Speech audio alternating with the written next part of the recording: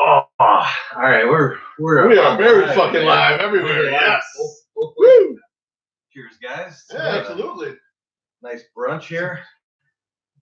What? It's the Sunday soak. We're not basically champagne and orange juice. We're not clinking because these are plastic. That's true. These are hot tub. These were ready for the hot tub, but we just couldn't do it. If you look outside at all, or if you were anywhere near Beefloaf's house and you saw all the fences that got knocked down in the past hour, you'd probably think going outside and trying to hold our phones up to do the Sunday soak is a terrible idea. We thought so too. It is. So we're doing it inside, unfortunately. So a lot less titty. Got a little though. I got some titty out here. We did put our trunks on though, just to kind of get the vibe going. We had to set the mood, so to speak. Yes. Right? Don't you think? I got winter weight going. We all do. A lot of winter weight. At least my fat's tan now. I got all tanned up because I was in Florida. Because you were living in a retirement community. I was for a long weekend. It was fun. I did dinner at 4 o'clock in the afternoon. That's no problem. Yeah. So get more sleep. Today's an all questions show.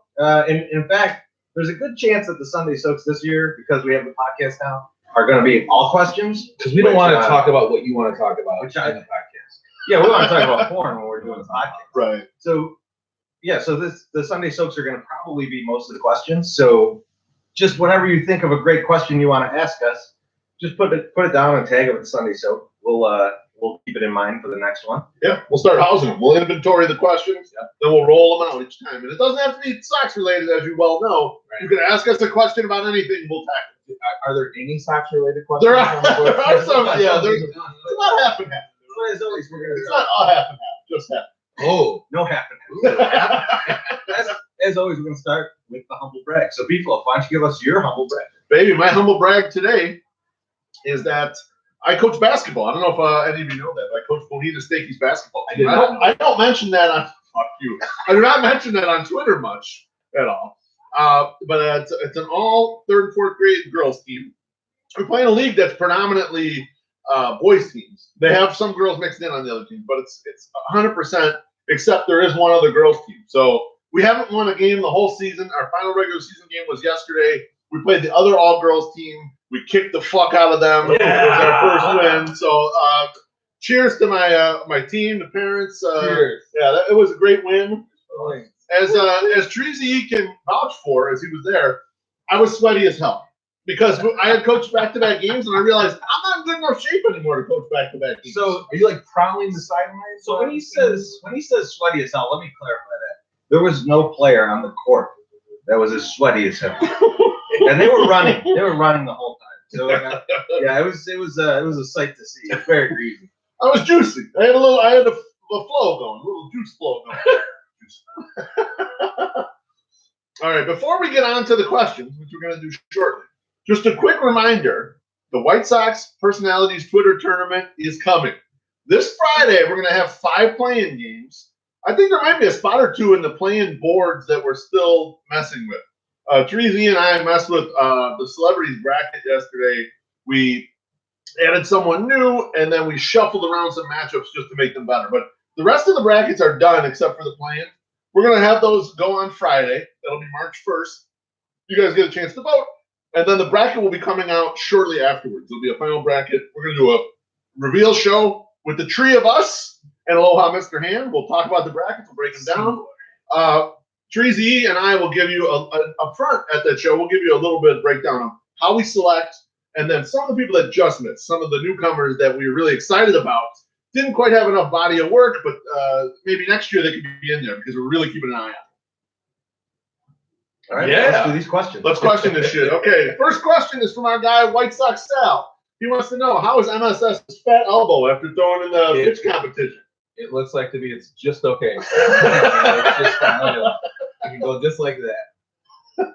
Just looks healthy. It's healthy. Oh, and actually, the next question is for my Sox Summer as well, as he's our resident expert. From Winery Base Cup, he says, how can cocaine make this next 100-loss season more tolerable? My Sox Summer, go ahead. So, it will make things go a lot faster. I will say that with my limited experience in this drug category, it has never gotten to 10 a.m. quicker in my life. gone from 10 p.m. till 10 a.m. that fast, almost. So you can get through games pretty quick. That's great. Yeah. Make sure you're around Slump Buster and Wally Money while you're doing it, because they both like to talk and you can just talk them right out. So I took this a little bit of a different way. Okay. Like I How thought, did you take? I thought, hey, if we got like 4 or 5 of these players hooked on cocaine, we could go back to the kind of 80s baseball. Oh, there's no And with the question. speed on this team, I think we could have like a couple guys get 100 stolen bases.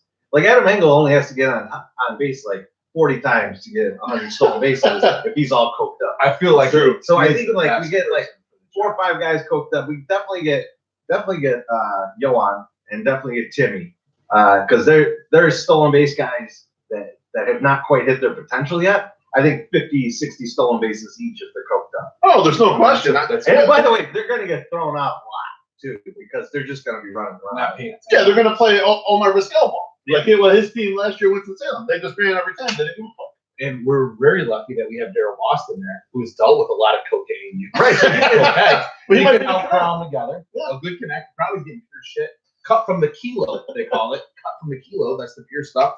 Yep. Documentary on Studio 54 last night. Yeah, sure. And Documentaries, how he knows. That's what I heard. he could probably give them off-field advice too. Well, I because was going to go there. He's gotten into some sticky situations that he may know, like, hey, avoid this kind of thing because it doesn't end well. Don't have three-ways with a girl that doesn't want to have a three-way. Just don't hang out with Doc Gooden and Vince Coleman. Yeah, Those are the that's general rules in life. Don't Now- hang out with those guys. Now, you're which better off. pitcher becomes the Doc Gooden of this stat with cocaine? I feel like it's Gio. Well, Lucas Giolito because, so he's such a laid-back dude, and that hasn't done well for him. So if we get him coked out of his gourd, maybe he kind of forgets all that and he just throws as quickly as Mark Burley and things start to come together. No, Irving he Chance, seems yeah. like a. Well, I don't think it's going to be one of the older guys. It turned out into it already. They ain't into he's it. trying to get. It's not going to be Gio because remember, it's like Ron Washington tried cocaine for the first time when he was 60, according to him. that's right. Gio's like he does yoga. Like he's one of those. He's a guy. He's a weed guy. He's not a. He's a low-key weed guy. He's not a blow guy. The guy who That's what I'm saying because that didn't work for him. no, the guy who will get into blow and it's going to be amazing. Maybe he's already into it. Is Michael Kopech. Oh, He's already got the sweatiness He's got going the and hair. everything. Yeah, I think he's fine for that. Oh. All right. Next question is from Aaron. If the 108ers, and he prefaced this with saying, Finished there. we gotta open up the next bound. We should do that. So before we ask that next question, No, I'll keep the question going so you guys can jump in and start, and then I'll open this box. So, if he prefaced this with the ballpark's going to be exceedingly empty. So he said if the 108ers could adopt, I think he said commandeer. he did say commandeer, yeah. So let's get that correct. If if the 108ers could commandeer another section in the ballpark in addition to the current one, so Yeah. we don't have to give up 108. We just get a chance to do another one. What section would we commandeer? oh man, So to me, this is easy, right? Because Whoa, baby! It's gotta be It's a little pressure built up. man, it's been a long time since we had champagne. it's been a long time. So Oh my god, I think it's easy call, right? Because you got to take a neighboring section, that's what I was thinking. right? And the 109 has that gas leak because people are always falling asleep over there. So we don't want the ball. No, we do not. And there's the been guy a lot of there. there's been a lot of vomit in that There's section. tip over there. So we need that shit. I'm gonna say that Goose Island probably after the whole Machado thing went down, and now attendance is gonna suck. They're not gonna be paying that much attention. We're gonna take over that whole section, 106 and 107, and I'm stealing that fucking goose head, and it's gonna be back here on the next time we're down here. So if we're gonna go low seats, yes, definly going to the high. We're gonna move it. Yeah. Calm down. But if we're gonna go upstairs, I say we take over the 508. And Okay. the 508 is gonna be like the Canaryville to Bridgeport. It's sort of the same, but not really the same, and it's cheaper, and it's upstairs. Where is it? What field is it? It's in right. It's directly above. Oh, it's directly above. Okay. yeah, it's directly. I think Because that's directly above us is towards the edge, right? Yeah. My Sox Summer. Is that where you used to have your seats? Yes. Okay, that's where my Sox Summer used to have his seats. I was explaining to Bonita Stakey one time where my Sox Summer's actual seats were, and she looked at me and she said, "My Sox Summer does not have good seats." That's No. exactly what she I told do me. not have Now, here's my fear of a section like that. I've been going to the stadium since I was I was like 14, 15 years old, whenever it started there. Yeah. And the teenage kids, when you go to a game and it's empty and you're like, why are there still people in the upper deck? And you're like, oh, the people right behind home plate, they got good seats, so they want to see that stuff. Yeah. They like their view. They like the view of the stadium. So that's why they're still there. And then you see people up in like the top corners, and you're like, oh, why are people sitting over there? Those are terrible seats. And that's all like teenagers doing hand stuff. Yes, So yes, I don't it think is. I want to be in that vicinity. I don't either. I think I'm about 20 years too old to be in the vicinity of that kind of stuff. You don't want to take a shot in the back of the head either. Right. Like, you don't I want to mean, be you're close. like the guy in front of Pee Wee Herman in the theater. Somebody spat on you. That's it. Facts. If I had So to much choose, lotion up and I'm thinking purely from a content standpoint, I would choose, I would go down my Sox numbers path. If we're going on the lower level, I'm choosing like 160 or 161. I want like the opposite 108, like the top hole over there. Okay. Because that's where the cheapest seats on the lower level are, but that's where like our people sit, right? Our people who would be sitting in the left field, that's where they're going to sit. And you get a different vantage point of pictures and everything that you do. And if I was going to choose upstairs, I would choose something in the club level. Okay. Because if we fall out of the club level, we have a chance to live. If we fall at the 500 level, we will die. But I think we'll only get minor injuries if we get drunk and fell out of the club level. What do you guys think? Well, this kind of blows my idea that I had for getting Josh Hamilton on the team. So I'm just gonna pass on this one. All I right. thought it was the cocaine. I thought that was cocaine. Yes. I mean, like they all work together. You almost said that'll blend together. The next question is from Kieran. He actually has two questions. And I like when you guys submit two questions because a lot of times I'll just mix one of the questions if they suck and then you'll still get a question in there. But actually, both of his questions are good. So the first question is, which member of the 108 can throw a baseball the hardest? Oof. All right, can I think start? this is easy, but go ahead. Yeah, let me start. So we each have our own like things that we're good at athletically. So my Zach Summer is clearly the strongest of us. Like he and I were moving a couch. It was sometime last year before one of the tailgates. This man can really move some shit. He's not Dutch Fast. Movers level, but he's strong as fuck. He's like a horse, you know.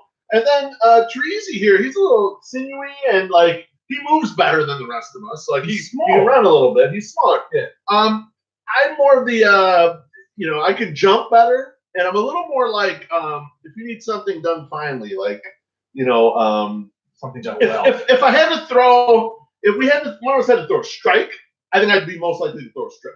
But I'm not sure I'd be the one who throw it the hardest. I would choose Treasy E to throw hardest out of three. I think. See, I'm gonna say no. And so I mean, we know it's not my sex, I want you guys. but I think That's why I didn't say me because I'm like I'm not sure. Like the rating you got in the cold, that doesn't. You got to add 10 miles an hour to that shit. Maybe something like that. I mean, when I was young, like I did pitch, and I remember being in a battery with B-Flow, and like he threw harder to the bases than I was throwing to home. So I'm gonna go B-Flow. I am gonna defend him also on one point that he just made about being able to jump better than everyone. Yeah. Like so. I think most of you are probably looking at it and going like, well, that's not much out of these three. But We were young when ones. we were younger, I on multiple occasions saw B-Flow dunk a basketball. On Yes, regulation rim, Yeah, I never like know. this was he played basketball in high school, and yes, he could dunk. So he does have probably the best hops out of us. And I don't know if I can move the best, but I could definitely get kicked out of the most games. Which is a skill. This is a skill. That's valid. Especially Even back in those days. His next question is this. He said, and I thought the group would really like this one. What's your favorite music venue in Chicago, past or present? I'm going to start with Treasy. No. I'm gonna go last. You're last? Because I figure I'll if start you with guys you. use up any of mine, I've got something. That's true. You can spread out fields. I'll go first then. You go. I've been to a fair amount of even the sort of well-known and hallowed places. I've been to Lounge X before, Double Door before it's closed. I think we've probably all been there. Those places. Fireside Bowl, all that stuff. For me, for my money, the best venue in Chicago was the Metro. The Metro is a great place to catch a show. It basically has everything you need. You can see just about every type of act there because the capacity is only about 1,000 people. So you end up seeing like sort of bigger acts coming up, and then bigger acts when they're coming down. Like when we saw Helmet there, it's Yeah. like, well, Helmet you couldn't have caught at a small place like that, but then eventually you could, Yeah. you know. So I got to go Metro. I think they just do a great fucking job there. Nice like Summer. I would go Metro also, and with a second empty bottle. I like the empty bottle too because that place is tiny. See, In a dump truck.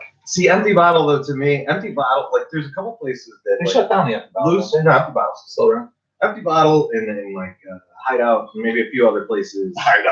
Yes. Kind of fall off the map for me because it's a little too pretentious inside.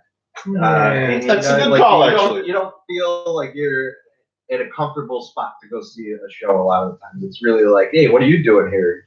You don't have skinny jeans on. Tracy, that's a great point because sometimes when you go into an element that's not yours, you don't feel as comfortable. And then we try to do that at Sox games. Like, you're not a hardcore fan. We don't give a fuck. We just want everyone to come and have a good time and feel comfortable at the game and drink whatever. But you're right. Music venues tend to be like that. And that's also why I probably pushed Fireside Bowl out, because while I was comfortable there, I don't think that was a greatly comfortable place for everyone to go. I also think the sound was terrible. I mean, it's nostalgic for like, hey, it was the shitty all ages venue that we had forever. Empty Right. bottle Yes. shit. But so the place, and now it's gone because Wicker Park's fucking garbage.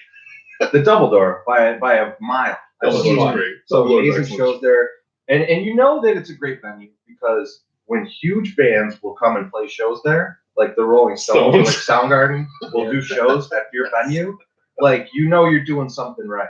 And I was lucky enough to play it, and I'll tell you what, one of the most special things about the Double Door is the green room downstairs is fucking disgusting. But like overall, like it's a great place. It had the upstairs and downstairs. Downstairs you could hang out after the show and just like have some beers, play some pool. I had some great times there back in the day with the Ramirez brothers. And I remember this is how long ago it was that we were like smoking Wildwood cigars, drinking High Lifes, playing pool down there. Obviously that's a long time ago because most of you guys that are like in your mid-20s or something have never seen someone smoking a bar before. So and the sound was always great. Yeah. I saw a lot of great shows there. So I've talked for like 10 minutes now. I'm gonna cut that off and go to the next question. No, it's all right. That's good. That was a great answer, and you're totally right about the feel in there too. Is like I'm not a music guy, but I've been to many shows at Double Door, and never once did I feel like, oh, you're not part of the scene, so you can't be here. Like it was inclusive, even though it was a smaller venue and all that. So I totally agree. That's a great call. When I was at Double Door, or when I done the empty bottle, it was our scene. Like we were the young kids. So Right. I haven't At been the there. time. I haven't been there Since since I was like 22. Yeah, So I mean back I when, saw like Jester Brazil. For Christ's sake. yeah, I think I Suck it saw up. one of the bigger shows that I've seen there was oh no, it's slipping my mind. Slipknot. No. That would have been awesome. The guys that got in, they were playing that show in Paris. Eagles of Death. Eagles of Death. Oh, nice. I saw them before. That was a great show. They also used to have dollar beers there, for like some Wisconsin beer that was like $1, which is also good.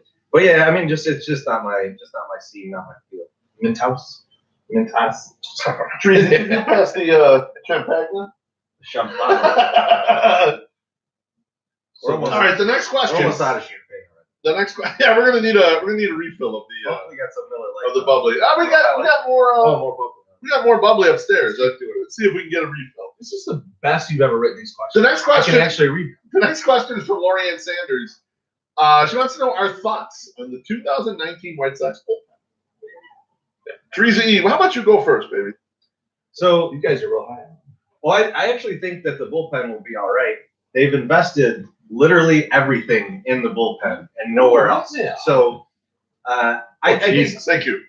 what you'll end up seeing though is that Calvin Herrera will do very little, but all these young guys are going to come up and do pretty well. I think NWIC will be pretty psyched to know that Caleb Ferrer will do well, and I think some of the other young guys that we haven't seen yet will do well in the minors and start getting the chain of these guys coming up, and like Cody Medeiros and Zach Birdie will look good this year, and I look forward to that. That's really the only thing that's good about the Sox right now.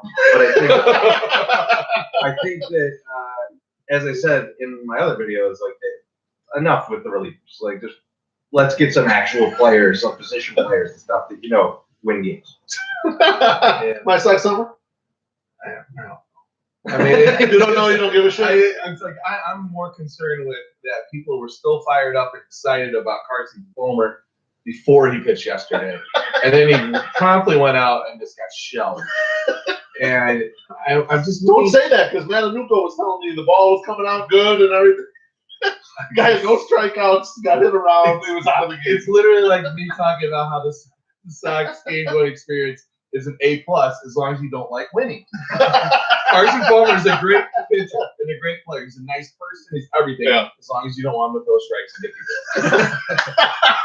you. So I think we need to focus more on the starting pitching. Obviously, the bullpen's probably going to be fine, but they're going to be put through a lot of work this year. And I'm really hoping Nate Jones stays healthy for at least 3 months this year. 3 months. That's all I'm asking. I'll dovetail off that point. I think the bullpen has a chance to be excellent, but there's 2 minor problems here. Number one, they can't score runs. No. That's immaterial to whether or not they'll be good or not. Whether or not they'll be useful, that's part of what it is. So, number one, they cannot try to force Carson Fulmer in there and force Thiago Vieira in there and all the guys that get those strikes. You cannot force those guys in there. If you do, it'll be like last year with Bruce Rondon, where you had a good bullpen, but you allowed 2 fucked up guys to go in there and sort of fuck the lineup, the actual lineup, what was happening. So you got a little unlucky with that bullpen last year because you had those fucked up guys in there. And number 2, Ricky Renteria needs to get better at managing and allowing some of these young guys, the Ryan Burrs of the world, the Hamilton, the Caleb Ferris, let them take their lumps occasionally. Don't micromanage the fuck out of the bullpen. If you're bringing them in the 7th, don't pull them after one fucking same side hand bat. Let them work the whole inning, all right? Let them work this out because what you're trying to do is develop a back end of your bullpen. You trust Jace Fry, but you don't trust any of the other guys yet. And that's why they had to go get stupid Kelvin Herrera for that price and Alex Colomé. Ricky's got to learn this, and he's got to start figuring out who he trusts. And the only way he can really do it is by letting these guys throw a full fucking inning. No fucking around with that anymore. Right. So none of these bullshit guys that shouldn't be in the bullpen, let them prove their shit in Charlotte. Right. And then the guys that you should trust, actually trust them and let them do some shit. Yeah. Don't let them throw 2 things. Hey, shout out to Matt Palka, who's watching right now. Oh, baby. Hey, how you doing? We stepped up our game, and we're drinking classy drinks now. So I keep feeling the need to grab my drink every once in a while, just so that people don't think that it's weekend at Vernon's back here. You do look kind of dead, and you went into this. You don't look as bad as usual. You look a little more vibrant today. Somewhat. He's gray. He's in gray. Okay. Next question is from Boggin2. He wants to know what's going to be a bigger number, Nick Madrigal's shoe size or his amount of home runs in the minors this year? Oh, he's going to crush minors. So it's going to be home runs. Home runs because he probably wears a size 6. Yeah, I mean, he's a little guy. I'm sure he has little lady feet, but he's still not going to hit that many home runs. Yes. If he hits a positive number of home runs, I'd be shocked. No. He's going to crush him. Yeah, I mean, we'll do as many shots of something as home runs as he hits. That's a great idea. After the season, we'll do some sort of meetup or whatever. Every time he hits one. Every time he hits one, we'll do a shot. Let's do them all on 8 shots in one shot. Yeah, that's all I want to do. What's the over-under number on that? What do we half a home run? This is over-under for the season. I agree with Teresi. I think the shoe size will be bigger. Although, if you're 5'6", what's a big shoe size is 10, right? Yeah, something like that, right? Yeah, I still think that's gonna be higher. I don't think he's gonna hit a bunch of home runs. I just don't think he's gonna rake. The problem is that I'll tell you why he's not gonna be going really to. low, right? I'll tell you why he's not going to. If they rush him, a lot of the year will be a double-A, and that's a hard ballpark to hit home runs in, so he'll be fun. The other problem, if they don't rush him and he stays in Winston-Salem, maybe he's got a shot. But otherwise, I think the problem that he's going to have is that he's not strong enough to hit a home run. So that's why I don't hit a lot of home runs during the season either. That's not. It's un poquito point. All right, the next question is from White Sox Wiz. This is a pretty good one. I almost pushed this one towards the end because I have the absolute best question, not the last question. But this one's really good too. He wants us to do a snake draft. Yeah. We each pick 3. Best food items in the park. The oldest starts in the back. Oh, you know, I'm gonna go with the Italian sausage with peppers. That's beautiful. That's a good one. I go next. I'm gonna go with the soft pretzel and the fake cheese. Dick. You got back to back now. That was my second one. I'm going to take the beef sandwich because that is something Bone that's of beef? truly underrated at the park. I get that all the time. Now so there's two different kinds of pretzels. Can you just encompass both those pretzels in one? I had the soft pretzel. Because there's a Bavarian and then there's the cheapy super pretzels. Oh, whatever. That's the same. The Bavarian's really nice. The super pretzels, what I'm talking about. The cheap shit. Whatever the cheap Well, I'll just let you have. You're paying an extra $4 for the Bavarian one. You're getting swindled. Imagine a guy like Mike Summer paying extra money for a fucking pretzel. I He's do. not really extra for anything else but a pretzel. You know it's the same pretzel. No, it's not. They cooked it for like 30 seconds longer. So I think it's big. It's literally big. Because You like some big ones. I do like big ones. I'm a fat guy. What am I supposed to do? Okay, so then food item. After that, I'm gonna go with the meaty steaky and one of the shortstop's favorite, Dippin' Dots. That's a great call. I was gonna go with that next. I'm gonna go with that because those girls eat a shitload of those. And my daughter's face yesterday at the Illinois game when she did not get Dippin' Dots. Oh. Because she dicked around with her hot dog for too long and did not eat it fast enough. She did not get it. They shut down the stand. She was so sad. She's like, I couldn't get Dippin' Dots. They closed. I was just like her. I was like, it's okay. And then I was like, we have some in the fridge at home, but she doesn't eat her dinner. And she was like, hey, I want an egg roll for dinner. And I was like, okay, I'll go get you an egg roll. So I went and got her egg roll. She fucking didn't eat it. So she didn't get Dippin' Dots twice. That's fucked up. That's a fucked up day right Hey there. man, you gotta keep. Hey, if I'm gonna go and sit at a freaking Chinese restaurant and wait for them to make a fucking egg roll, Just one egg roll. no, I got 4. Oh, okay. But that's all you got? Yeah, that's all. Oh, yeah. Then that, Yeah, that's I was waiting for that for dinner last night. Anyway, go on. All right, so my next pick is a tried and true 108 favorite. It's simple as could be, but I'm going to go with popcorn because it's the best deal in the park. For $3, Pretty good. you get a big box of popcorn, and the 108ers just feast on it, and it causes us to drink more beer. So that's definitely on our list. I'm glad you went with We got back to back, baby. because that lets me get my trifecta of encased meats. I'm going to go with the Polish next and then the hot dog after that. Very nice. So the big thing to me, Dollar dog or the premium dollar dog? I always do premium. You know, He does do premium. That's I correct. pay $2.50 on the dollar day to get the premium. MSS and I want the $1. I want the deal. $1. That's I'm a $2.50. $1 He's a high class bitch. That's what he is. We're basic bitches. I want He's bougie. I He's want bougie. He is bougie. Yeah. I want Bougie in his more- old age. more meat, less fun. That's all. That's all. You know, and I think Yeah, that's true. the thing about the encased meats is that they're great for a ball game because the portability of them. Yeah, Like, I agree with that. Yeah. Like you only need one hand, right? You still shove got it your right other up your hand pussy. here. You shove it down your throat. You're done. You're ready to catch a puck of home run. That's right.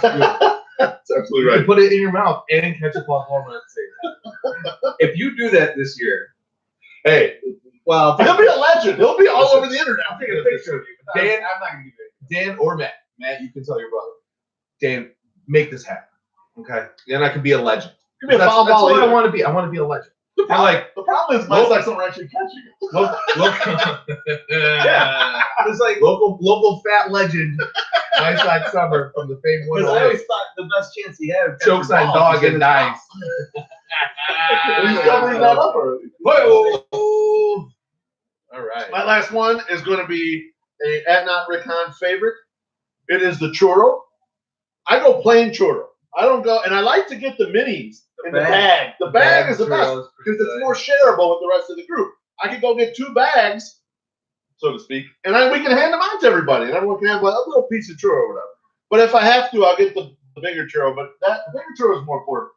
One hand, knock that down, and you can have your beer in the other hand. So Yeah, but the mini churros, they're gone in 40 seconds. they are, and it's like Slump Buster likes to say, you want to bring enough for the entire class. You gotta bring some. And so when you get the mini bag churros, you can really pass them out, and everyone can have them. You can knock that whole thing out, run up to get them, coming back, eating all the churros in one Ricky pitcher change. That's right. My size number, you're gonna close it out, baby. My What's your last last one. one? And buying purely food item at the park that you can only get there. Man, See, I like the nachos. I do too. Tex-Mex nachos that you Okay. get all the crap on top. So they're like the helmet nachos, Like the helmet. but it's not in a helmet. See, I like the Give plain me- nacho. I like just Man. give me the cheese and the jalapeno, and I don't need anything else. I gotta go with the Tex-Mex, or the stand that they do it, and definitely go with the pork carnitas. Nachos. yeah. Those are Fine good. choice right Those are there. good. Very fine choice. Also, a big fan of Papa MSS. He likes that shit too. Oh, I didn't realize it gets down like He that. does. He only eats meat when he comes over. You have that when they had the first rum and coke? Yep. First one, Coke. Never had nachos before. Never had to the ballpark. He does that about every year. That's the first time I ever had it. Yeah, we had them last year. No, I don't think so. Excellent. The next question is sort of crowdsourced. So several of you asked similar type questions, so I blended them together. It goes something like this. What do we think of the new Goose Island? Is 108 getting gentrified? What number of White Sox Twitter is going to get? Most likely get kicked out of the Goose Island. So blend it all together. What do we think about the Goose Island? My Sox Summer, you go first, baby. We did talk about it on the podcast. So if you guys want deeper, longer thoughts on some of this stuff, sometimes we talk about these things on the podcast. This was an example of something we went deep in on the podcast. We'll go to a little shorter version here today. I like the Goose Island. I think it's a great upgrade of the park. I don't know if it's going to be utilized as much as people think it's going to be utilized, but I think it's a good idea to have nice things. There's going to be a lot of Groupons. I think I said that a lot. Is the 108 getting gentrified? Hell no. It's the same as it was. Now the only thing that's going to happen, and this is the byproduct of taking away 2 cheap sections, all the other cheap sections are going to look more full, but then you're going to have this really glaring nice thing that's empty. Yeah. So that might suck, but no, it's not getting gentrified. We're still going to have like probably the same shitty stuff around us. Don't try to read it. What else do you need to know? So the person that will most likely to get kicked out, I mean, this isn't even really a question. It's Wally. Like Wally's going to get drunk and wander in there and then say, "Oh, I didn't know I wasn't supposed to be here." Now the question And then is they're about gonna the, kick him the out. broader White Sox Twitter, not just 108. Yeah, So it okay. could be anybody. So Oh, I don't know this if that- in general? just in general. So Like- does that change your anyone that we know in White Sox Twitter? Does that change your thought? Well, I mean, if he's in town, we all know who's getting kicked out. No, I'm not gonna. But like, I I'm would saying say, one of my three. Don't worry. okay, on a consistent basis, like the person that is our closest, like one of our confidants, is definitely going to be Wally money. Yeah, Wally's. Or one of Wally's friends, one of the people that he brings up. His posse. Yeah, one of his. Street. So I think it's cool. I like the idea of having like one of these kind of different fan sections in the stadium. I think they knew what they were doing, trying to put it next to us because they knew like, hey, if there's going to be a whole bunch of drunks, then they should be close to these other drunks, and no one's Keep going to the really have drunks a problem. there. Yeah. I don't know about anyone getting kicked out of there. I think that though the first person to fall into the water part of it is going to be that guy. What's his name? Teresi. Because I cannot stop thinking about this fucking water section that they're putting around it. And on a really hot day, I can't imagine not getting wet. Like I'm thinking about remember the day that we had the event afterwards, and like people came out. It was like in July, and it was like June. fucking. It was June, Yes, whatever. It was fucking hot as balls. And you couldn't even keep your beers cold. And I was like, man, if there was like cold water rushing down, I would definitely put my beer in there. But like if I could get an unopened one, which I sometimes maybe get. No, And just put it in That there doesn't and let it just have cold water rushing over it the whole time until I'm ready to get it. And then I thought I'd definitely fall in when I go to get it. Okay, first off, the water's not going to be clean. That's being recycled through this. And it's not going to be cold either. It's when not it's going to be hot out. cold. And I can't wait till somebody does a water sample of this water, and it is like going to test 87% P. I didn't say I'm gonna drink it. So okay? So let me just ask you this. I can't wait till the city shuts down the park because of that water. If I take this, and then I put some ice in it, and you're gonna put your beer in there, you're gonna go. I like that. I'm gonna leave this here, I like that you and then I I'm like gonna that drink it later. I like that you think the water is being recycled from the urns. Like I I mean, it's the stupidest thing you've said all day. What is So far. directly behind the Goose Island? Let me ask you a question. What's directly behind Do you it? think the sinks in that bathroom are put are pouring out piss. Okay. You think that's why it's warm? You think that's why the water's warm? Because it's piss in it? I don't want to have to explain plumbing to you. It's all pipe. So you have the water that you wash your hands in. That water goes into a tank and goes into the pissers. That flushes through the pissers, and then that water from that gets out of there goes into the Goose Island. That's what I'm saying. That is not how I that think works. that's how it works. I think we're gonna get a plumber to disprove this. I mean, I'm I'm sure we have some plumbers. I don't think so. I think we got a lot of you. I think guys. I'm sure we got tons of union guys who could explain I- it to us. Hey, tell me I'm the idiot. I Tell think me I'm that there's 100% piss flowing correct. through the entire park. First Let off, me know that that's. anyone on Twitter that's claims they're a plumber, fake news. Okay, I don't believe it. Just I don't even care. I don't What if believe they it. showed you pictures of them plumbing? Listen? That's not the way I think it works. What if they show a That's not picture the of way it their? is. What if they show a Okay. picture of their ass crack? I'm telling you how I think it works. Yeah, that's how it works. Back to spending Sorry. too much time on Facebook. You think No, that's how shit works? no. I've been getting off of the Facebook. You have been getting off on I Facebook. haven't- That's a problem. All right, I'll go quickly through mine since these guys. I'm gonna really- hold this right next to my nuts. These guys So did a then nice it's a job higher answering. probability that Teresi will drink it. That's right. Get in there. Get it warm. All right, go ahead, people. You're about to get fucked up in there. You keep that shit up. Oh, you're gonna fuck me up? Putting our booze by your balls. Right on on with you. You know. All right. Number I knew one. we shouldn't work. Yes, we are being fucking gentrified. I've already said it in the podcast. They're jumping in and they're building their fucking condos right on top of the popular area, okay? Next thing you know, next year they're going to say, we got to relocate you guys, you want waiters. What section would you like to rebrand for us so that everyone knows what the fuck's going on at our stadium? That would That's be a what, real. that 100% will happen. That would be a good move. If it doesn't happen next year, it'll happen in 2 years from now, okay? That's number one. Number two, in theory, I like the Goose Island, but I'm with my summer. It's going to be empty most of the time. It'll be, if they could figure out a way to make it a good deal for fans and sort of like make it like, oh, you got lucky to get these seats and not, they're more expensive than everything. Like, the team's got to be good, otherwise no one gives a fuck. Like, you just actually go to Goose Island and hang out. You don't have to watch a shitty ball club, right? So I don't think it's going to work. I think when we had Josh Nelson on the podcast, he's like, that'll be good for like bachelor parties and out of town stuff. That Corporate stuff too. when it's not your money. Well, That it is your money, but not your money. you don't think it's your money, but it's really like It really they is. could pay you a little more salary, but instead Yeah. they're gonna do one of these dumb things. Oh, you can. Yeah. So like you forfeit some of your salary for that. Never So- got a bonus, but we used to get Illuminati's on Friday. That's right. That's right. really That's great. That's what we're looking for. And then the last thing is who's most likely to get out of there? Nick Clark, obviously. Nick Clark is the most likely to Nick get Clark, out of everywhere in Chicago when he shows up. He got He's our man. I love that guy. I love giving that guy a big fucking hug whenever I see him. He's the best, but he's also the most likely to get kicked out of He got kicked out of Baderbrow. everything. Kinda. They let him stay because of us, but he would have been kicked out. cut Yeah. off. He was cut off. He got cut off. If he weren't with us, he would have been kicked out. They would have thrown him off face first. Probably But would have beat him. he was with us, so. Okay, nice job on all that one. The next questions come from Matt Zawoski. That's Father Zoe from the Pinwheels and Ivy podcast. My guy. I took a picture with him outside of the train station the first day of Sox Fest before our event. Nice. I happened to run into him, and he was coming from Sox Fest. He apologized that he couldn't make it to the event. What a dick. Yeah, what a jag off. I shouldn't even read his fucking questions. Fuck this guy. But anyway, he asked. What, you got family things going on? Yeah, he claimed family, or like he had to actually hang out with his wife. Who does that? Fuck this. All right.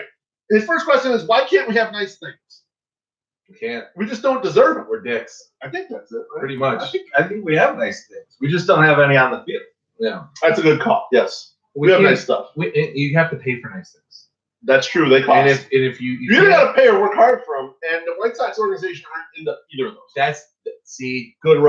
good rub. Because we know a guy that buys stuff that like same kind of stuff that I source from stores and stuff that go and dig and do the work to find something Yes. for $1. Yep. And then we know the guys that go and spend $25 to get that same thing that I just paid 50 cents. Right, I was just thinking So- about how, like, if you search for a good bargain, you could find a super job on the black market. I've been like trying. you found. dude.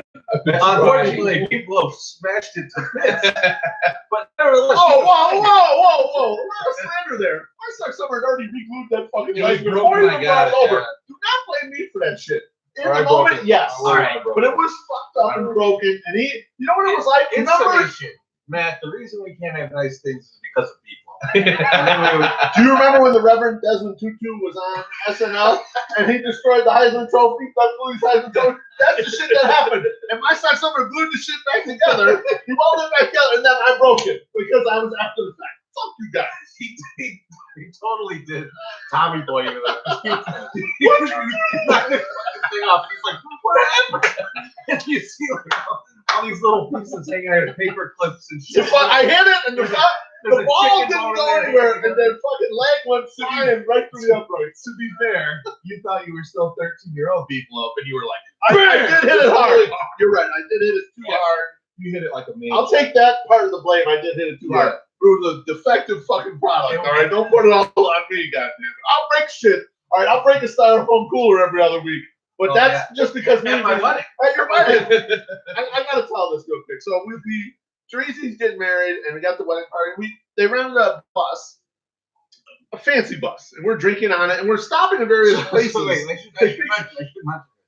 So, you know, you get like a bus or a limo or something to take you from the where you got married to the venue, you know? But we had both of those in the same place, so we just left and then drove around for a while. We took some pictures in between, but yeah. It was like, hey, the 200 people going to this wedding, fuck off for 2 hours. We're going to go get drunk and then take pictures in various places. So the wedding party, we all went. And when you're the best man, you have a lot of duties. I'm the best man in this. One thing you should know, if you ever go to a wedding and you're looking to rob one individual person at the wedding, the best man is the best person to rob because they have all the tip money for everybody. So you got to make sure you, like, I'm ducking off money to every fucking one. It's not wrong, right? You're hitting everybody with tips. So I've got a big roll of cash, like my own stuff and the tip money that's been provided by the couple to various people. So we're like heading towards back to the venue because we're going to do the reception now. And we had stocked all these styrofoam coolers, and I dug into one too hard and punctured it. And water came rushing up the bus. Like, people are in there, fucking tidal wave comes flowing up there, splashes right up in front by the driver. Whatever. Now, luckily, we were close to being back, so he parks the thing or whatever. I fucking peeled off $200 to this guy. I said, I'm so fucking sorry that this thing is a huge mess because of me. What a job. Was it like a trolley? Yeah, it was like a trolley. Yeah. What do you gotta I feel like he washed the floor for the first time. Like he's like, this is actually you did me a favor. Here's $50. We got in, and that floor was already sticky like the floor at Harlem Corners back in the day. So like, it fucking, you did that guy a favor. Whatever I did, I undid what they intended to have going on. All right, next question is still from Father. So, how do dragons blow out birthday candles? Nostrils. I mean, like, there's two methods, in my opinion. Their fucking wings generate tons of wind, like all the wind that's going on outside. They can't do the Sunday soap, so that's one. And then Bonita Stinky told me there is a subset of dragons that instead of blowing fire, actually blow water. So that would easily blow out the candle. I feel like I just blew my socks off his mind right there. You know why? Because that contradicts all the plumbing that he's at. Where the fuck is fire coming from? That contradicts all the plumbing that he's known throughout his life. But yeah, I don't know. This is definitely something I am not an expert. Every animal's like 90% water. You don't know where the fuck the water goes from. He knows what fire. But the fire he can get. Yeah, every animal makes a lot of fire. We just throw it shoot. I don't watch Game of Thrones. I do not. Like, well, you don't watch it? No. Okay, so those dragons can yell at other dragons and yell and like be all fierce and stuff and not shoot fire. So I'm assuming they can blow air too if they can yell. There's a third way. So that's the Game of Thrones dragons. Father Zoe, I gotta be honest. That's a stupid fucking question. We answered it 20 ways, and there was a million ways for these fucking. The other one was better, and we just like kind of blew it off. That's because they're sexual animals. They might just sex it out. Just extinguish it with their They're will. gonna fuck the candle. Yeah. And we should do a 5 about that. Top 5 most sexual animals. Oh, Dragons are towards the like top. 2 or Number 1 is pig. Number 2 is dolphin. Rabbits are in there too. Rabbits. They fuck. Bill Clinton is 5. Do you think rabbits are really like they fuck all the time, or is it because they're more fertile and they just get pregnant all the time? Yeah, they might be more fertile. I have to think about that. Yeah, I'm not exactly sure. that's all right. We'll regroup and we'll put that together. Bill Clinton definitely. Oh yeah. All right. Next question is from X, and X wants to know: are the White Sox the Cleveland Browns? I'd like to go first. No, the Cleveland Browns actually have a chance to make the playoffs next year. The Sox are way more horrible. If the Sox had drafted Baker Mayfield, we'd be in better position than we are right now. See, I think and they're not the Browns, but not because they're like better than the Browns or the Browns are better than them. They have very different philosophies. The Browns, they change out like the most important guys like every 40 seconds. That's true. The Sox will stick with them forever. Write it out. You saw, like, think about the amount of Gordon Beckham that you saw, or the amount of Robin Ventura that you saw. Oh, baby. That shit Or the didn't amount really of- happened in Cleveland. Now, Cleveland wouldn't do it well either. That's They true. would say, like, oh, this coach is terrible. Let's keep him for the first 4 games. Like, that's the kind of dumb shit they do. So they're both dumb. They're just different kinds of dumb. Or the amount of added evil we will see. Oh, there's no That's question. what we have to say. Now, I must refute one Golden piece Glove of that, winner, though. runner Treasy. They held on to Hugh Jackson through all them losses. But that's what I'm saying. They ended up eventually getting rid of him. Yeah. Too late. But like at a really weird time. Like if they would have got rid of him before the season, you would be like, oh yeah, they just get rid of these guys all the time. Yeah. But that's instead true. they kept them for like a few games, which didn't make any sense. Although it did manifest itself very well in the game against the Bengals. When he was coaching for the Bengals later in the season, the guy from the Browns picked it up, ran it over to him, handed it to him. And you can see why Hugh Jackson was a bad head coach at that point, because he held on to the ball for like 30 seconds and then was like, I'm getting this. And then he throws it on the ground. That kind of reaction time in the NFL is unacceptable. Absolutely. Absolutely. All right. Next question is from Polish with Extra Onions. He wants to know, and I sort of rephrased it. He wants to know, when do we riot? About what? Oh, I'll tell you when we riot. They send Polka down. Yes. That would be a reason to fucking I riot. will tear that fucking stadium apart. I mean, you think that Goose Island section might look good. It won't after I'm done with it. No, we're not. I will have sex with that goose in front of everybody, and you will vomit. But that will be the least of what is going to happen. I mean, we'll have the shopping bags over our heads That if is we go to definitely- games. I'll bring that big fucking. Yo, go ahead. We'll get the inflatable rat outside the stadium. We'll pick at that motherfucker. Yeah. We're gonna do all this shit, okay? We will fuck the Sox up left and right if Daniel Polka is not on that 25-man roster come March 28th. You better be there. He better be there. You better be there. If a Brandon Geyer is there and he's not there, that's fucked up. If a Preston Tucker is there and he's not there, that's fucked up. Yonder Don't fuck Alonso. up. Do not fuck up, White Sox. John Jay. Go. He go. All gone. So I think that answers that question. Next question. Polka's their own. This is from Tom Martin, and he wants to know, is there a worse job in Chicago than running the official Chicago White Sox Twitter account? Yes. Yeah. Way worse jobs than that. Name one. There's people that actually do work That's true. that are like crappy jobs, right? Like Yeah. you got to clean out toilets, you got to like run sewer lines, you got to go do all that. Like there's like shitty jobs, and there's probably tons of jobs that are horribly awful that probably pay next to nothing. That person is getting taken care of. I'm assuming it's a team of people. But yeah, the White Sox Twitter account didn't even know who the 108 was. No. They had no clue who we were, and we have amassed a huge following, and we're interacting with their players on a semi-regular basis. So yes, no, there's not a worse job, and plus they're a little oblivious to what's going on. As you said that you recently unfollowed them. I did not follow them on your because personal account. they're spamming Too all cutesy. this. It's too cutesy. It's That's like what he said. Too cutesy. this doesn't reflect what I'm looking at as this team. Like enough of that shit. Drew, go ahead, baby. There's two that I could think of that are worse jobs. One, like 15 people are vying for it right now, which is the mayor of Yeah, it's a Chicago. pretty. Now, second, the day mayor of Chicago is a really good job because Sure. they go like, hey, you want to build all these buildings. How much of these do I own? Right? And then Yes. you become rich from being the mayor. But that shit don't happen Right. anymore. Or at least if it does, you go to jail like all of our governors. It's true. The other job that is actually this just probably the precursor worst to job, which jail. I'm always amazed when someone That's the takes. governor. Yeah. I'm always amazed when someone takes this, job, which is the police superintendent. Like they've never had a good press conference. No. There's never been. They're like, oh, the police superintendent's going to come out and just tell you how good things are going. Hold on. This Jesse Smollett thing was a really good press conference. It was a rare. You're right. It was They- a rare. They one. definitely I agree. spiked the ball on Sure, they spiked the ball, but it wasn't because things are great. Do we need more orange juice? Yeah, no, we got good orange juice. We're barely using. Oh, look at you! Didn't want to let me I wanted to pop put another one, huh? this- I appreciate it. I wanted to put this back in the refrigerator. Okay. The the smoke thing, like I get like they were in the right, or so far they're in the right.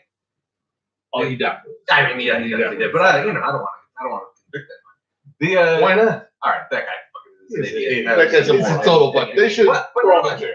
nevertheless, it's not like this was a good press conference. Like, hey, we fixed this problem with crime. It's we caught this idiot doing this dumb shit. Well, okay, one case solved. Like, I mean, like, and I'm not. It's not a shot against the police. You know, like we have plenty of people in the 108 who are police. Yes. And we have good times. Yes. We like the police. Yes. The thing is, Yeah, being the superintendent is a really shitty job. It's just awful. You never get to have a good side. I never talk any politics whatsoever, but it always made me laugh so much. You bring up the point, my sex, and Treasy's jumping on it too. It's like police, like policemen, either from like social interactions or just dealing with them directly. 99.9% of cops are awesome, right? Yeah. And you have a couple rarities where they like do some terrible shit, and it's like okay. And for some reason, CPD can never get the PR out in front of that shit and point out like all the obviously good things they do. They always fuck it up in some capacity. So like Teresa's saying, like it's a terrible job because you're always fighting all the bad stuff so tough. It's like impossible to do that. They should say when they open up these press conferences, you're like, how many of y'all got robbed today on the way to this press conference? And That's a bad question. everyone's like, not me. And they're like, you're welcome. Okay, now let me tell you some shit we fucked up. Now, let's start. My thoughts on this are actually very clear.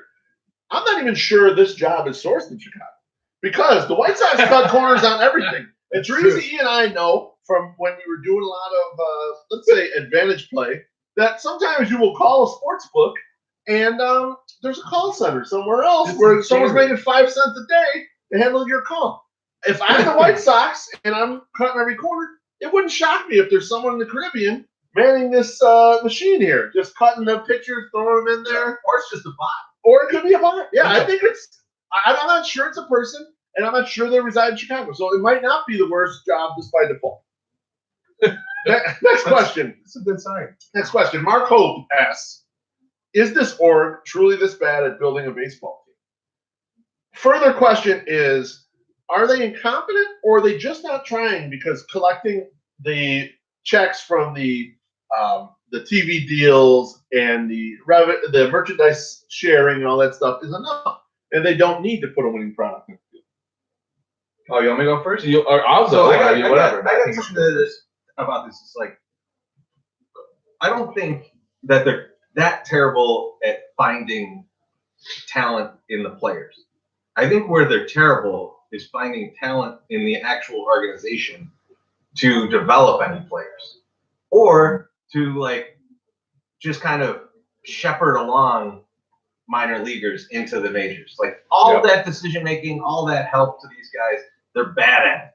It's very obvious that they're bad at it because you see stuff like Marcus Semien go from being like, oh, this guy's going to be garbage. Why not trade him? And then they trade him. And then Ron Washington's like, this guy didn't even know how to field ground balls right. He was in your system. Like, how did you not notice that? No one was able to teach him. I mean, the same stuff is happening with Omer Narvaez right now. The Mariners apparently put a bunch of people on him to sort of work with his receiving and improve him because like we didn't know what he was doing receiving. It's like, what the fuck? Who the fuck was teaching him here? What the hell's going on here? Right. I agree with you, Teresa. I think it's a bit of hubris. The White Sox, and I don't know where it starts or ends, but they think they're smarter than they actually are, and they don't devote the resources to the various things. So you bring player development up as one example. Another example is in the international markets.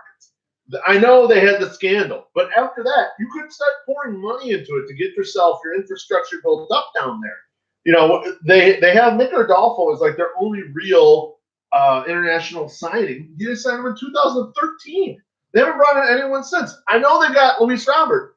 In hindsight, that's a really smart move. If you don't know what the fuck you're doing down there and you could just throw money at the problem one time with Luis Robert, that would make sense. And like I had my article about what the Padres were doing versus what the Sox were doing while they both in the penalty box.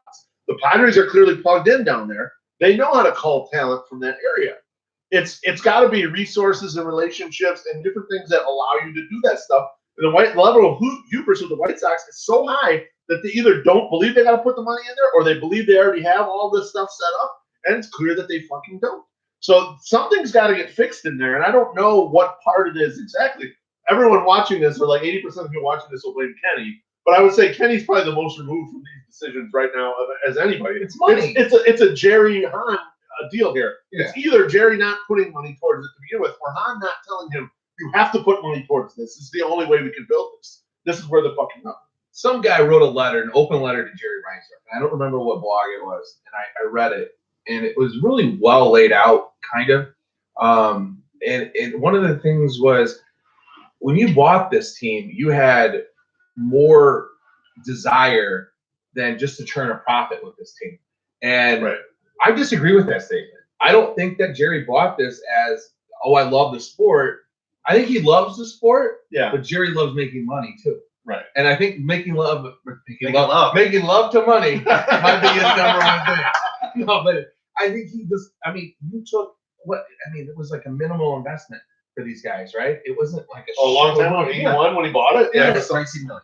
Yeah, Yeah, I was that's gonna say 20 million. So it is now worth $1.5 billion or some shit. 4%. So I mean, it's just like I don't. Right, yes. Let's quote Yeah, that that's because what- no, I mean it's like they're doing their Could be less, yeah, could be they're more. doing their best job estimating. It's but not like tough. these are public records. Yeah. Well, not to mention that, yeah, you can't see the cash flow for one, but also you can only base it on transactions in the market, and there are very few. You don't see them change hands very Yeah. often, so it's the best guess, but it's probably close enough. So I don't necessarily think that he wants to build a winner. I think he wants to make money, and I think they're making money. And I think you guys are right. The incompetence of some of these guys, I always, and I've said this before, is you expect people in positions of power to know what they're doing. And as I've gotten older, you're like, this guy has absolutely no fucking idea what he's doing. Yeah. How has he risen to this point? And it's mostly because you can bullshit. And you're in the right place at the right time. You can talk some shit. You can do this or whatever. So they put you into these positions because they think you can do it because you talked your way into it. So you're doing it. It doesn't necessarily mean that you can do it. Like, I mean, it's just kind of what it is. I know, I mean that's totally right, and I'm I think trying, but I don't Teresi know. would probably agree with me. As you inch yourself higher up in an organization, even people directly above or below you, you can see clear blind spots in their skill set that you think someone at this level should know how to do X. Yes. They're really good at Y, but they suck at X. And like the higher up you get, the more visible sucking at that one thing becomes, because it's like everyone has to overcompensate for it. In a baseball organization that's as skinny as the White Sox appear to be, like it doesn't seem like they haven't gone out like some of the like the Yankees or like the Cubs or Red Sox or the Dodgers and filled their front office with smart people that you've heard of, right? Yeah. The guys that have been here with the Sox have been here for fucking forever. Well, and the Cubs just did that. The Cubs just did One, that. they changed ownership. That's correct. And, They changed that's ownership to do what's it. probably going to take for the Sox. That's right. You're going to need to change ownership because they're doing things the same way they've always done it. They got lucky one time. So Yeah. it's like, well, let's keep throwing the fucking dice. It might just happen. You know? Like, and then we have all the money, and then we got lucky. And we won in something else. So it was great. Yeah, that's right. God damn it. All right. Next question actually is a good lead-in. So this is another crowdsourced question. A lot of people wanted to know about Jerry Reinsdorf. They want to know what we think of him. Does he hate the fan base? What do we think about new owners coming in? Yada, yada, yada. One cautionary before I let the boys take over. Everyone wants a new owner, okay? But you always think the grass is greener. Some new owners have been great, right? You know, when the Red Sox changed ownership to John Henry, terrific. When the Cubs changed ownership to Tom Ricketts, terrific. But some teams change ownership, like the Braves, and now they're having some success right now. But it's total corporate ownership. They're not going to spend a lot of money on stuff. And some teams like the Oakland A's are run like private equity firms, okay? They're not going to spend a lot of money on stuff. So you have no clue what you're going to get. If the Reinsdorf group turns this thing over and someone else gets it, you don't know which kind of owner you're going to get. You don't know if you're going to get the penny pinching owner, or if you're going to get the freewheeling entrepreneur guy that just wants to fucking win and doesn't care about throwing money at. So, Or Cuban. you think you want a new owner, but you don't really know just yet. All right, boys, what do you think? JR, You wanna start some this? JR thoughts? So I think the first thing, like, I think a lot of people are like, hey, why does JR hate the fans? He doesn't. I don't think he hates. Like I think hate's a strong word, but I will Loves tell to you, shame it. he doesn't care. He just He doesn't care. certainly does not care about you. No. And you know, in some cases that's a good thing. Some cases it's a bad thing, right? Like if he cared about what everyone thought, you know, you end up with a terrible roster. Like Nick Madrigal would be starting this year. It's not a good idea, right? But at the same time, to just not give a shit about the fans is a totally separate thing. Yeah. And I think that's kind of where he's at right now. Like I'm just doing this for myself. You know, this is the way I want to run things. I don't care what anyone thinks. And we're just going to put out whatever I think is fine to put out, and especially along the lines of the expenditure for doing it. Right. And so I think that's problematic. I do think that if there is an ownership change, what I believe will happen, I really truly believe this, I'm not just pulling this out of the fucking air, is that Michael Jordan will lead an ownership group to take over the White Sox. And I think that for a few reasons. I think one, he definitely respects Jerry Reinsdorf and would want to carry on, you know, his team. Two, he has to take any chance that he can to fuck over Magic Johnson. So he wants to come in and be better at this than Magic Johnson. And then three is that he's always had a love for baseball, and I think he appreciates that he got to play for the Sox when probably, you know, you look at like a guy like Tim Tebow is like one of the only other few guys that got some kind of opportunity like this, and was lambasted just as well as Jordan, and then the Sox kind of had his back during that. So Right. I think he would be happy to do it. He doesn't have the money to do it himself, so it would be an ownership group. He would just be kind of the face of it. But at the same time, I think they would bring in so much money, and he would want to spend so much that he would do a really good job for the Sox, as long as he's not actually involved in the operations. Like he has to remove himself from the operations. He just has to be the face. I think he's smart enough to know that he can't do that. I don't know because he tried that in Charlotte. Well, no, I think he has He's since, young though, but he it has, was his sport. no, he has since figured that out though. Yeah. He has since backed himself out of that and allowed them, and they've had a little more success. I mean, they haven't won any titles or anything, but they've had more success than they did in the beginning when he thought he's going to do the drafting and all that stuff. You realize he couldn't fucking do all that stuff. Kwame Brown, or The bitch that cried when there was still 3 minutes left to go in the game. Adam Morrison. I don't like that guy. Sorry. Nick Clark checked in. Oh, did he? He said nice hand. Oh, thanks, buddy. Appreciate that. It's tough to I get a think- tan in this weather. I feel like Jerry does somewhat likes to shame him. I don't know if he hates us because we give him money, but he definitely doesn't want more of us there because then he's got to pay more taxes. He doesn't like us not showing up for every fucking game, even though he has a subpar product on the field. Because even when we talked about it on Wednesday, you know, he shamed the fans during a day where we were honoring Paul Konerko. Yep. And he says, it's so nice to see all of you guys here. I wish you guys could come out more often. You know, it's like, what the fuck? I wish he could come out with that fucking checkbook more often. And that's the thing. I mean, that is the biggest thing. And that is why I see a lot of hate for Manny. I see a lot of hate for Rick Hahn and Kenny. They don't sign checks. That's true. They're not the ones. Now, I will say this. I did see somebody said, hey, it's Hahn's job to go and argue with this to Jerry it is. and make him convinced that he should spend this money. I don't think Jerry can be convinced. Like, I just don't see it. I don't know. I'm blaming all of them.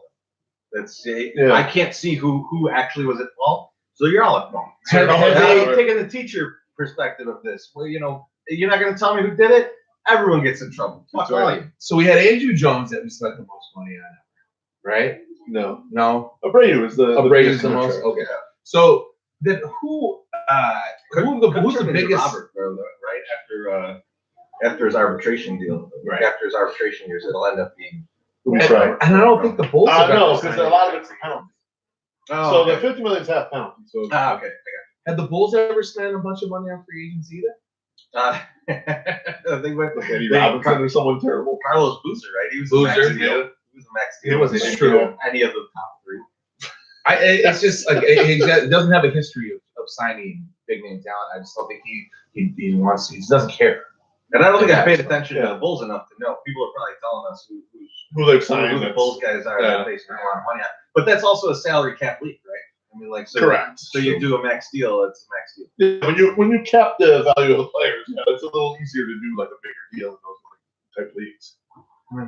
I mean, yeah, I sort of agree with the points that's already been brought up. Jerry doesn't care about the fans, nor I mean, like that's not how he makes money. He doesn't make money by putting 30,000 of you in the stadium. So why would he care? He lowers the ticket prices enough so it doesn't look too terrible. He tries to make it at least look a little bit full so the presentation on television is better, which doesn't really work either because the team is so bad. But I mean, that's the intent there. The intent's not generate revenue from the ballpark. He gets free rent in there anyway. So what does he give a fuck? Or almost free rent. So I mean, no, he doesn't care about this. I saw a thread on Twitter, our guy Brian Billick, and he was just talking about Jerry not wanting to lose a negotiation and like the whole Machado thing, whatever. And I responded, and he didn't respond back, but I responded. I said, you know, he's just touting like how smart of a businessman Jerry is. I think I brought this up before. You know, the really smart businessman, what he does is he buys the insurance. He knows he's paying too much for the insurance, but he protects himself by buying the insurance. That's what signing Manny Machado would have been. Protecting yourself against your prospect risk. But he clearly doesn't understand how to run a baseball business as far as like really maximizing his profit. What he wants to do is rent seek. He wants to collect whatever he can collect at the bare minimum without spending that much money, without putting the infrastructure out there in Latin America, without developing an analytics system that is top of the line with the other squads. He wants to spend as little as possible around. He wants his yes men who he can underpay in those high level positions. I mean, I've heard from people, and let's just say even the accountants are well underpaid for market because it's like a novelty job. It's like, so this is how he runs this is how he runs the whole thing. So we shouldn't be surprised. Now, if they got a real ass kicker in there at GM who was really smart and could really like take advantage or like utilize what little folks they have in there, yeah, they'd have a chance to do. Or if they got themselves in a perfect environment in which, signing mid-level free agents was like the best thing you can do it, which actually now this market's starting to trend that way. Yeah, maybe they can win, but they have a lot of disadvantages and they just don't care to fix it. Yeah. All right, the next two questions I'm going to marry together because they're sort of similar. KC Bundesliga asks, how many prospects need to develop into good players to get back a season like 05? And Normal Sox fan wants to know, am I silly to believe this org has the parts to win already? Teresa, you want to lead us off? Yeah, the reason that these two go together is because almost all of the prospects have to hit at this point that have not already washed out. And that is why it is silly to think that what the org has right now is good enough to win a series, right? Because if you look around the league, if the teams that go to the World Series go to the playoffs every year, with the exception of maybe the Brewers, right? Most of these teams have 6 or 7 guys that could be a major league starter on a good team, right? When you say starter, you mean starting pitcher? Starting pitchers. So, 6 or 7 starting pitchers? Yeah, because guys get injured, and you got to bring in a guy who's going to be just as good so that you can keep pace in your division, right? So you look at the Indians in our own division had issues like this. Where was it? Carrasco, who was out like the year they went to the World Series for most of the year, and they had guys filling behind. They barely lost. Show me where we have these guys, right? And you can't tell me Kopech and Cease or any of these guys because none of these guys have done it at the major league level yet. They have to hit at the major league level, and that's what you're telling me when you're like, "Hey, why fill this position? Because Kopech and Cease are going to come in here." You don't know that, so you're assuming already that they're going to hit, and that's the problem. Like you can't assume that all of these guys are going to hit. You can't don't go out and get outfielders because we have all this outfield depth in single A. It doesn't matter. Like those guys still have to get all the way through all the minor leagues and then hit in the majors. Yeah. Like this is very difficult to get this many guys. The guys that we look at that are like, here's our prospect group. Like you can look around at the positions on the field and say, who do we have? So think about this. After Abreu's gone and Yonder Alonso is gone, he's gone a year after. Yeah. Who's your first baseman? Daniel Paul. Kevin Sheets. Right. I mean, like, one of these guys has to become a first baseman. Like, someone has to play first. Maybe it's Jake Burger. Or you're saying but then Burger should be first base. But then who's your third base prospect? Or are you saying that Moncada's definitely Moncada at third? And then who's at second? Keep trying. Nick Madrigal? Nick Madrigal's played 47 games, and you're telling me that he's going to play second base. Like, there's so catcher as a whole. Right? Catcher. Who is your catcher? Sevy Zavala is the best catching prospect we have right now because Nick, Zach Collins. Zach Collins has not shown that he can hit major league pitching. No. Right? So Sebi grades out to be like a backup catcher. Yeah, pretty much. Everyone in the know says backup catcher. So big guy. just assume that Zach Collins ends up being your first baseman and he learns how to hit and you hit on that prospect. You still need a catcher. Right? There's holes all over this field. And the guys that you have to fill them, they all have to become good players, and none of them are showing that it's going to happen. That's why you have to sign fucking players. Right. So you have to fill in. So, like, I don't think that this org has the depth to do it. And the other thing about that is, let's say all of those guys become great. You have all these, you fill all these positions. Guys get hurt. Who's the guy behind them to fill in? Yeah. Like, you don't have that either. That's the depth question. Right? So, like, it goes. We talk about it like every podcast. You can't sign Austin Jackson and think center field's fixed because as soon as he gets hurt, you got JB Shaw. So, like, and we're in that position again. Like, look at the prospects that you think are going to hit. Fill them all in on the field, and then tell me who plays behind them when they get hurt. And that you'll see the problem very quickly. That's true. Nomer Sanchez can cover about 7 positions. And he'll be gone in like 2 years. Yeah, and say he's a free agent after 2021. Yeah, I mean, I totally agree with Treasy. Now, to clarify the second question, am I silly to believe this org has the parts already? The answer, though, basically is no org has the parts already. Even if you get lucky, let's say you're that Houston Astros. And I don't want I say get lucky, but they also have the infrastructure to like have a chance to get lucky in this spot. Most of their star talent was homegrown in the championship team. They still did have to fill in with a bunch of guys, including trading for Verlander to cap that thing off. That was huge for them, right? But their core stars they had internally. You know, like even the Cubs had Lester there already. You know, they had to trade for Ben Zobrist. They had to sign Ben Zobrist. They had to trade for Aroldis Chapman. There's so many parts that teams don't have. Even a great all-time great farm system like the Padres have right now. That's the reason why they went out and got Manny Machado. They know you cannot build the winner just by the farm.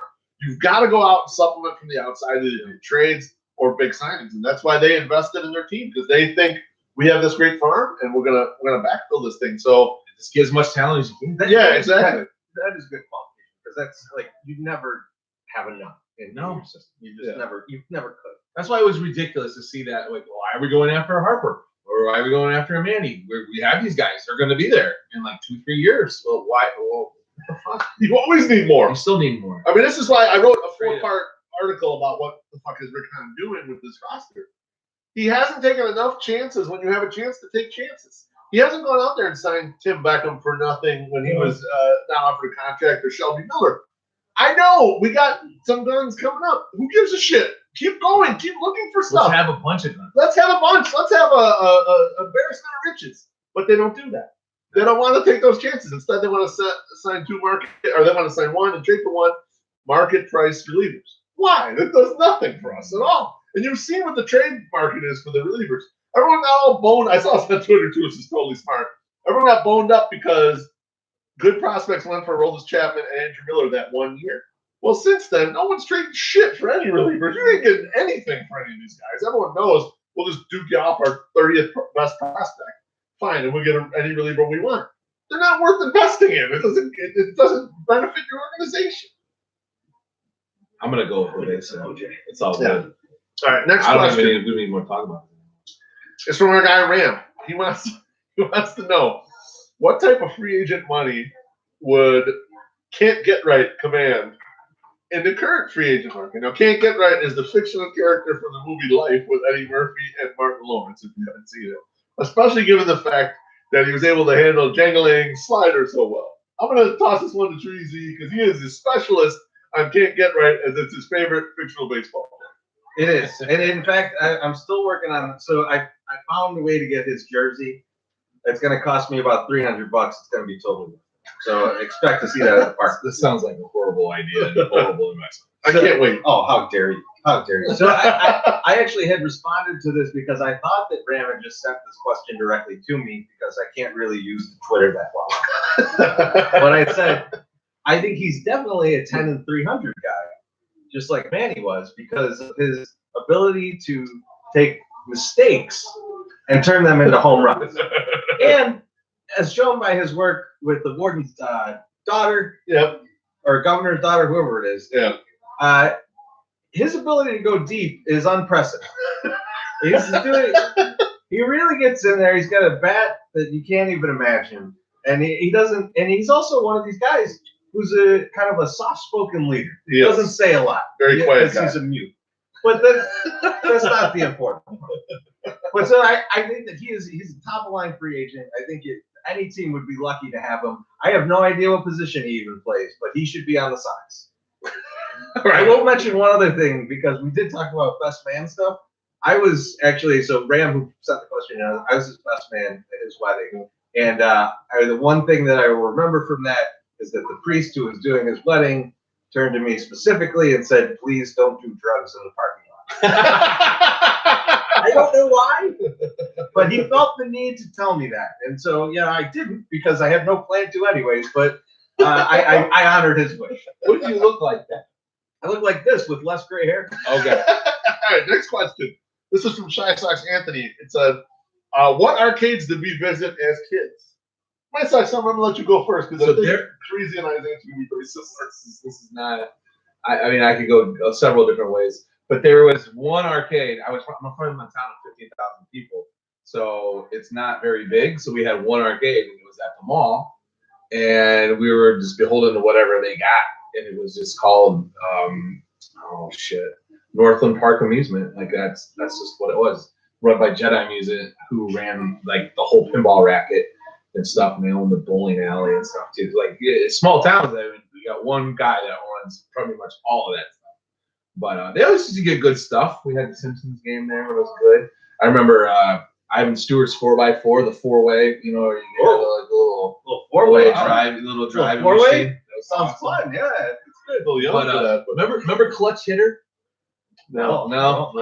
See, I'm giving Clutch too much of a precursor to our answer. Clutch Hitter was a really good game because it was baseball and it was in the 90s. So it was like the really good White Sox team was in there, and that was fun. And they have that, and I would like playing that. So yeah, that was Blackhawk. I think I can probably answer for Treasy and I. We didn't fucking go to arcades because we lived in the city. We're city kids. You have to remember, we grew up inside the city.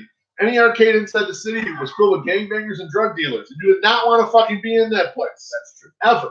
So we went nowhere. I could even remember going to like a pool hall when we were like 18 in the Bergs and looking around like, we're going to get in a fight in about 4 seconds. We were going to get the fuck out of here. So I will say though, this wasn't an arcade, but one video game experience that I do remember from being a kid was our family used to go with Polish with Extra Onions family. We used to go to this pizza joint called Chesden. Oh, yes. And yes, on our trip. there was like a Capcom bowling game there.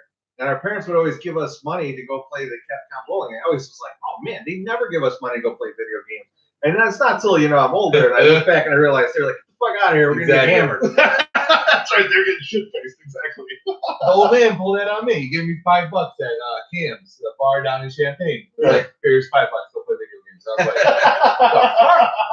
was like, $5? And then like, oh, he's getting totally shit-faced at the bar. I'm sitting over here playing video games and he's getting shit-faced at the bar for like $6. All right, last question. We Where say did the you guys best play video games then? You never played video games? at home. I mean, like, But no cabinet games and The stuff? only thing I could think of But that was like, close to his that example was, the only thing I could think of that was close to that was, do you remember Play Ball? Which was like where people would go at birthday parties and it was kind of like a sports themed, like showbiz pizza. Yeah.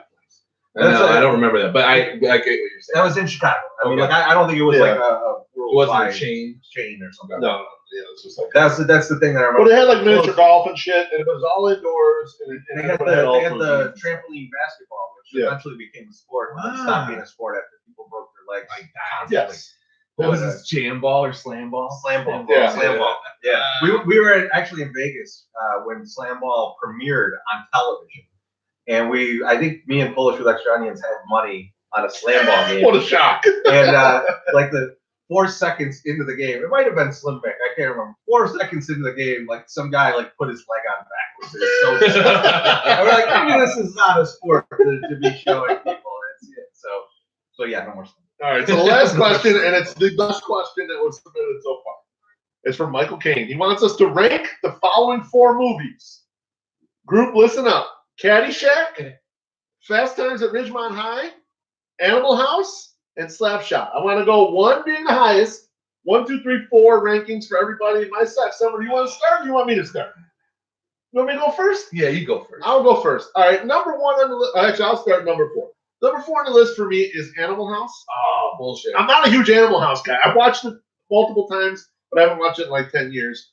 I mean, in general, I'm sort of a Belushi is overrated guy. The rest of the crew in Animal House is funny, and it's a funny movie, but I would still rate it below these 3 movies for nostalgia factor and for quality, in my personal opinion. Number 3 would be Slapshot. I'm not a hockey guy at all, but the movie's really fucking funny, and so like the times that I've watched it, I really have enjoyed it. Number 2 for me is going to be Caddyshack. Caddyshack it's like one of the funniest movies that's ever been made. Love Rodney Dangerfield in that movie. But I can't go number 1 because number 1 for me is Fast Times at Ridgemont High because 80% of my preteen boners came from this movie. Wait, Phoebe Cates and Jennifer Jason Leigh. can got I it. guess the other? I thought you were going to 20%? take the most. The most Guess by far. the other 20%. Yeah. And I'm gonna go Purple Rain. Yes, that is All right. correct. I actually have the skeleton of a blog post up about Apollonia. That I have in my Evernote. I have not shared with you guys yet, but yes, it's Yeah, maybe keep it in your. keep it in my I- keep it in my I- pants. Yeah, I don't think we want to get. Can you sprayed. guys see I don't think we're our, gonna get sprayed. our post up there? Does that guy have like a course. graveyard of like, Yeah. Yeah, I I can will see all do that bullshit. Yeah, no, I keep my pre-made posts in Evernote. Oh, I don't that's- lob them up there oh, until they're done. I keep them in my drug-addled brain, which is why they never make it. That's why sometimes I just have to do a video and vomit it out. My side Summer, you go next, All and right, we'll let first off- Treasy close this baby. I've never seen Slapshot, so that's not. Oh wow! I can't believe it. Yeah, we gotta watch this as a group. So I It's should so probably good. watch that before I give Yes. it. I'll just give it an NA because I haven't seen it, but I don't think it's going to be the other ones. Animal House definitely 3 for me, and then yeah, it's hard. Fast Times and Caddyshack are just both great, Both great amazing flicks. movies. Yeah. But yeah, if we're gonna go purely based on boner things, Fast Times definitely beats Caddyshack. Just funny Bill Murray lines, Caddyshack wins. But like, I don't know, it's a really good teen movie and like a legit teen movie. Plus, it was Cameron Crowe who like wrote some of the greatest movies ever and directed some of the greatest movies ever. Same. So I could talk about these 4 movies for days, but I really gotta piss, so I'm gonna make it quick. He's the one that pisses in the hot tub the most. Yeah, that's what people were saying on there. Like, we're that's- really gonna find out who pisses in the hot tub the most. We made it you so just far. did it. That's what I miss about doing it in a hot tub. Is like I'm really destroying Beef Loaf's little chair here right now. It's luckily it's very absorbent from what I can tell. It is. Yeah, I put a pee pad down for you. But I appreciate that. But I would say, and I'm gonna upset just about everyone watching this right now. I'm gonna say I'm putting Animal House at 4. It's good. I like it. I think it's funny. If given a choice, I would take PCU over Animal House. Yes. PCU is pretty good. Yes. I would- I love And I know that's totally derivative. But you know what? I'm a child of the 90s, man. Like, That's like picking LeBron over Jordan. Yes, that's the exact same thing, right? we were watching Billy Madison last Both night. good, but We were watching Billy Madison last night, and Cornsey said, "What is even '90s style? Like, what was the style in the '90s?" And I said, "I still wear all of them. I'm still stuck in that decade." So PCU I like better than Animal House. What are you looking for, man? OJ. There's nothing left. Oh, I just here, you scratch take left. You take it. I don't drink this. We'll just drink champagne like Kim's and so I'm gonna put that at 4. I'm gonna put Slapshot at 3, and it's for a similar reason to Beef Loaf. It's just like I don't have the appreciation of hockey that I think you need to really make that like one of your top films, right? I really enjoy it. Yeah, I think But that's right. That's why like a game like a show like Major League, like or Bull Durham, those are way up higher on my list because of that. Which is also why Caddyshack's gonna rank it at number 2, because like the golf parts I'm just not that like crazy about. Right. Although that movie is one of the funniest movies that I've ever seen. Right? Like so. In fact, you know what? Fuck that. I'm putting that number 1 because that's just like you start thinking about the cast and it's incredible. So you got It's pretty you can't good. say, like Chevy Chase, Bill Murray, Rodney Dangerfield. I mean, those guys are. I mean, we already put Rodney Dangerfield in our Hall of Fame for comedians. So Yes. I think that's got to be number 1. And Fast Times is an awesome. great. Yes, terrific movie. it's just it's kind of a coming of age movie that came out around the time all of us were coming of age. So you may not like it as much as we do just because of that. Right. Because the time we were watching it, old for us, too. Even It was. kind Yeah, it of was. corny. It was a little 80s trope, you know? Yeah, probably like 3 or 4 years off. Or something, right? Yeah, but like that's not right. not far. I mean, like all the jokes still made sense. Everything like there was. It's not like when we're watching like Billy Madison last Yeah. night, and your daughter's like, "What is with that phone?" Because it's just like a regular phone. You know? Yeah. So I mean, like that's it wasn't that far off, right? So like, I guess that's why I put that one number 2. It's just really close. But yeah, Caddyshack, I'm gonna give number 1 because that is just an incredible movie. I watch it every time it's on. The Chevy Chase scene with Lacey Underall, like I laugh hard every time I see that, and it's so stupid. It Like, is so if you stupid. gave 2 other actors that scene, it wouldn't even be funny. It'd be bad. So And it was probably all like Biggs made that up. If I lived that. Oh too. yeah, I mean, Yeah, but his physical comedy is so insanely good to go along with just his dry humor. It just made that perfect. No one else could do that. It's one of those scenarios. When you're cooked up like that, cooked to the gills, yeah, you can do a lot of funny Which is things. how we're gonna save this season. Yeah, We're gonna get these guys Get all cooked cooked up, and then we're gonna do some Full good circle. physical comedy Yes. right next to the island moat. All right. Well, I think that's about it, right? That's a wrap, baby. That's We it. did it. We did all of it. I think we're gonna First do a one of podcast this week. 2019. So, My stay tuned understanding for is that. we'll do a podcast. Yeah. We got no plans yet as far as the outline, but we'll get we got something. the Playing Games Friday. We're gonna do a selection show very soon. Absolutely. Like it's all rolling right into the season. Yeah. So start watching that baseball on TV when it's on. We'll be watching. We'll be drinking. Keep 108. All right, guys. Peace. Cheers. So- Buy some merch. We got new T-shirts. Oh, you dropped your phone. God Got my damn it. phone. Son of a. We're still live on YouTube. I know. That's fine. I was gonna start taking pictures.